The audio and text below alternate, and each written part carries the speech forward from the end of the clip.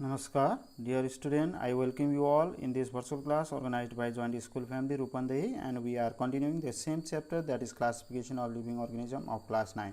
And it's me Deepak Kumar Sapkota who is going to teach you this topic, that is Platyhelminthes phylum. So today we will talk about the characteristic of phylum Platyhelminthes or the flatworms. So the term the phylum Platyhelminthes, meaning flat or ribbon shaped worms, was introduced by German anatomist Carl Gegenbaur, and this Platyhelminthes term composed of two words. Platys means broad or flat and helminth means worm. So the Greek word platys and helminth meaning broad or flat worm, and because these organisms are dorso-ventrally flat body, they are commonly known as flatworms, and there are about 20,000 species of this found on the earth.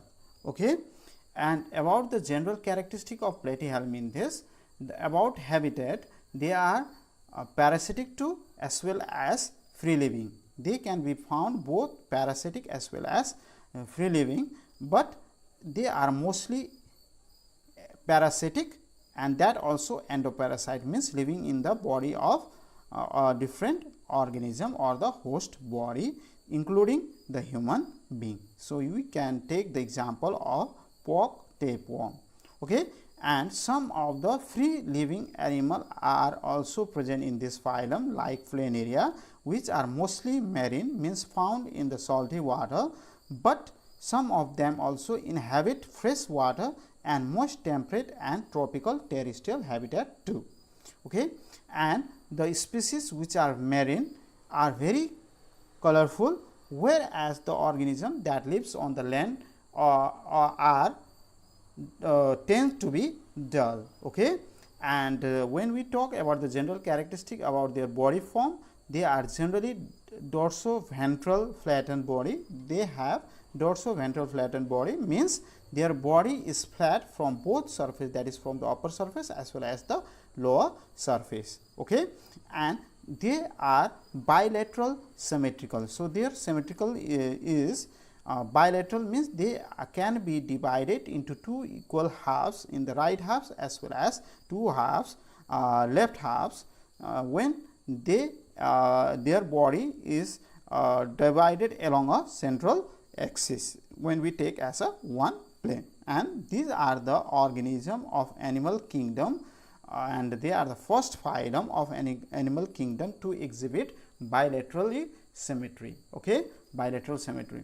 Now when we talk about the level of organization, the previous organisms or the previous phylum, they were showing the tissue level organization, and previous that they are showing the cell level organization, but the organism that belongs to Platyhelminthes show the organ level organization. That means different tissues combine together to form an organ, and this organ perform a specific function. So they are the first animal to have reached the organ level of organization.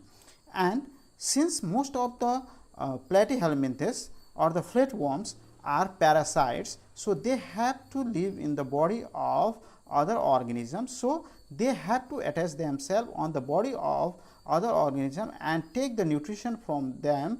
For that, they have a special structure present in them, which are known as hooks or suckers. Hooks help them and the organism in getting attached to the organ of the host, while the sucker help them in absorbing nutrients from the host tissues. Okay, and the one of the most important characteristic is that this organism shows the beginning of the formation of head, which separate it from its trunk. That is, it has a definite anterior and posterior end, which is called cephalization. Okay, and another characteristic is that they are triploblastic animal. So triploblastic animals means having three germ layers. So the organism which were placed earlier in other phylum were diploblastic. means previously they were having ectoderm and endoderm, but these organisms are more advanced and more developed, so they are having 3 germ layer, that is ectoderm, that means outer layer, mesoderm in the middle layer, endoderm the inner layer. So these are the phylum or the first phylum to show the triploblastic layer. Okay, and the space between their body wall, alimentary canal and other organ is filled with a peculiar connective tissues which is called parenchyma.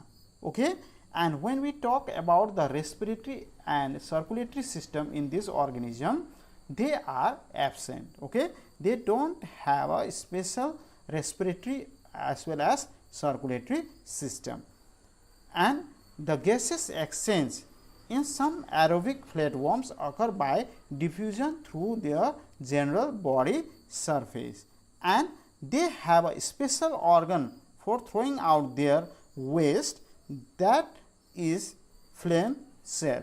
Okay, and about the nervous system, they have a nervous system that is ladder like and which is consist of a pair of cerebral ganglia which runs from anterior to posterior, which are about the longitudinal, which are also called longitudinal nerves, and these longitudinal nerves are connected with each other through the transverse nerve.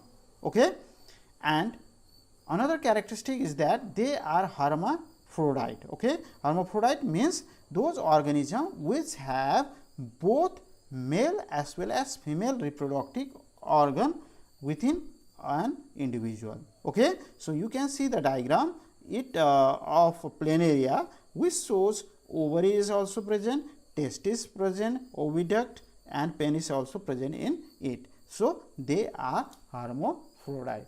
And when we talk about the reproduction takes place both sexually as well as asexually. Sexually takes place by the fertilization, that may be internal, or internal fertilization is there, as well as cross fertilization.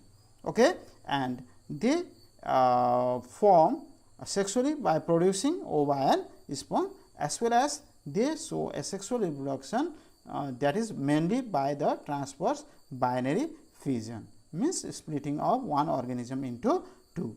And there is another asexual reproduction, that is regeneration, is also marked well in some of the flatworms like planaria. Okay, that is about the reproduction. And when we talk about the examples, some examples of the organism that belongs to Platyhelminthes are planaria, liver fluke, pork tapeworm, dog tapeworm, etc. Okay, now let's revise or summarize the general characteristic of living organism that belongs to phylum Platyhelminthes is that they have flat ribbon like body, that is why they are called flatworms.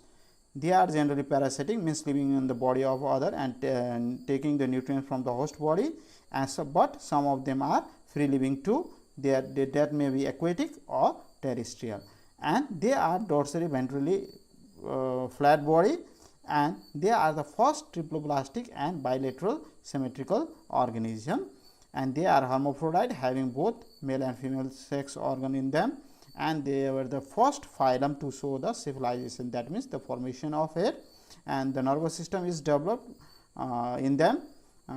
They are advanced and their nervous system is ladder like, and they can reproduce sexually as well as asexually. So when we talk about the example, planaria, liver fluke, tapeworm, etc. are its example. Okay, for today this much. Thank you, and again see you in the next video. Thank you very much.